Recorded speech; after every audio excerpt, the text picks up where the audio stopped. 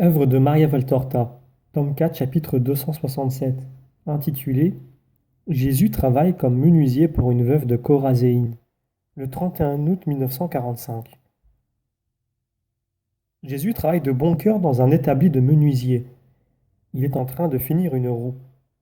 Un enfant, maigrichon et triste, l'aide en lui apportant une chose ou l'autre. Manahen, témoin inutile mais admirateur, est assis sur un banc près du mur. Jésus a enlevé son beau vêtement de lin et en a revêtu un foncé qui n'était pas le sien, lui arrivant à mi-jambe. C'était un habit de travail, propre mais ravaudé, sans doute celui du menuisier mort. Jésus encourage l'enfant par des sourires et de bonnes paroles, et il lui apprend comment faire pour amener la colle au point juste, pour faire briller les parois du coffre. Tu as vite fait de le finir, maître, dit Manahen en se levant et en passant le doigt sur les moulures du coffre terminé que l'enfant fait briller avec un liquide. Il était presque fini. Je voudrais bien avoir ce travail fait de tes mains, mais l'acheteur est déjà venu et il semble avoir des droits. Tu l'as déçu. Il espérait pouvoir tout prendre pour compenser les quelques deniers qu'il avait avancés. Au lieu de quoi, il prend ses objets et c'est tout. Si au moins il croyait en toi, il aurait une valeur infinie pour lui. Mais tu as entendu? Laisse-le faire. D'ailleurs, il y a du bois ici et la femme sera très heureuse qu'on l'emploie pour en tirer profit. Commande-moi un coffre et je te le fabriquerai. Vraiment, maître? Mais tu as l'intention de travailler encore? Jusqu'à ce qu'il n'y ait plus de bois.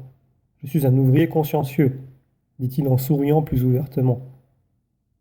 Un coffre fait de tes mains. Ah, quelle relique! Mais que mettrai-je dedans? Tout ce que tu veux, Manahem.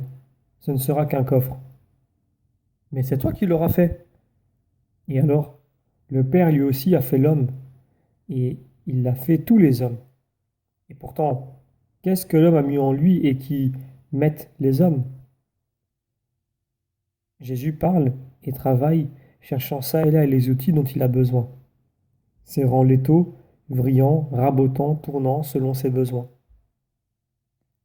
C'est le péché que nous y avons mis, c'est vrai. Tu vois bien. Or, tu peux en être sûr. L'homme créé par Dieu a beaucoup plus de valeur qu'un coffre fabriqué par moi. Ne confonds jamais l'objet et l'action. Fais de mon travail une relique pour ton âme seulement. Que veux-tu dire? En d'autres termes, donne à ton âme l'enseignement que tu tires à ce que je fais. Ta charité, ton humilité, ton activité, alors, c'est vertu, n'est-ce pas? Oui, et fais de même à l'avenir. Oui, maître. Mais tu me le fabriques, ce coffre? Je te le fabrique. Mais attention, puisque tu y vois toujours une relique, je te le ferai payer comme tel. Au moins une fois, on pourra dire que j'aurais été moi aussi avide d'argent, mais tu sais pour qui est cet argent? Pour ces orphelins. Demande-moi ce que tu veux, je te le donnerai. J'aurai du moins une excuse pour mon oisiveté, alors que toi, le Fils de Dieu, tu travailles. Il est dit, tu mangeras ton pain arrosé par la sueur de ton front. Mais c'est dit pour l'homme coupable, pas pour toi. Oh, un jour je serai le coupable et j'aurai sur moi tous les péchés du monde. Je les emporterai avec moi à mon premier départ. Et crois-tu que le monde ne péchera plus? Il le devrait, mais il péchera toujours. À cause de cela, le poids que j'aurai sur moi sera tel qui me brisera le cœur, car j'aurai tous les péchés commis depuis Adam jusqu'à aujourd'hui, et aujourd'hui, à la fin des siècles. J'expierai tous les péchés des hommes. Et l'homme ne te comprendra et ne t'aimera pas encore. Crois-tu que Chorazéine se convertira par cet enseignement silencieux et saint que tu es en train de donner par ton travail, accompli pour secourir une famille? Non.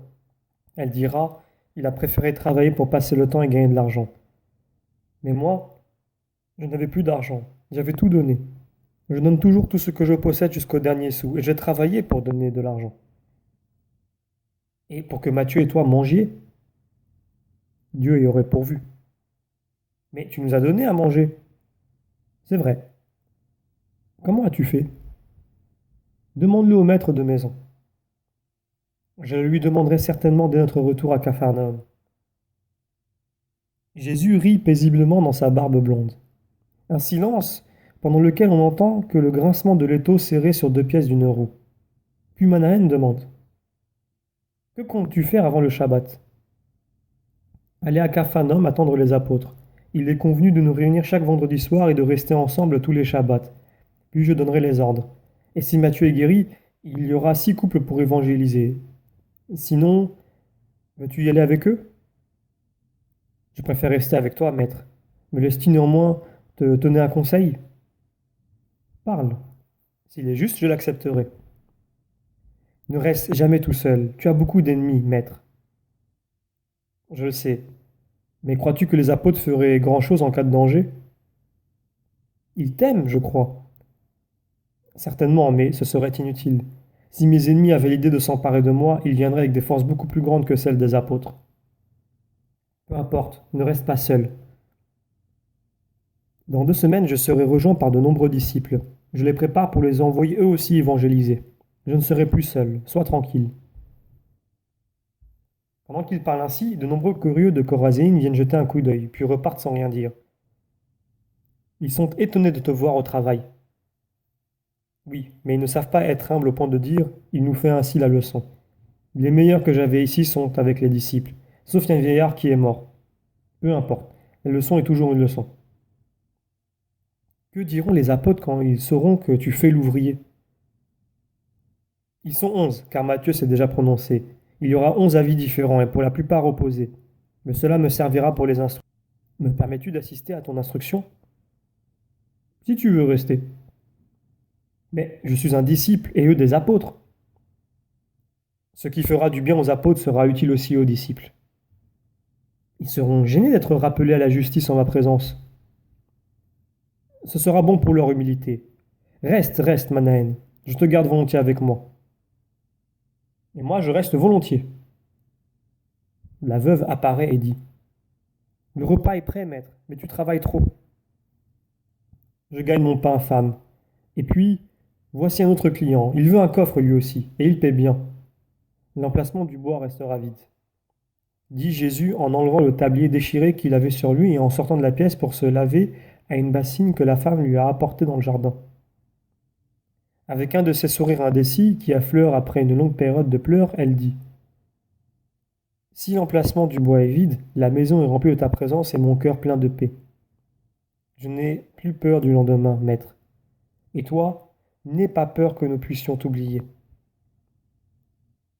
Ils entrent dans la cuisine et la vision prend fin.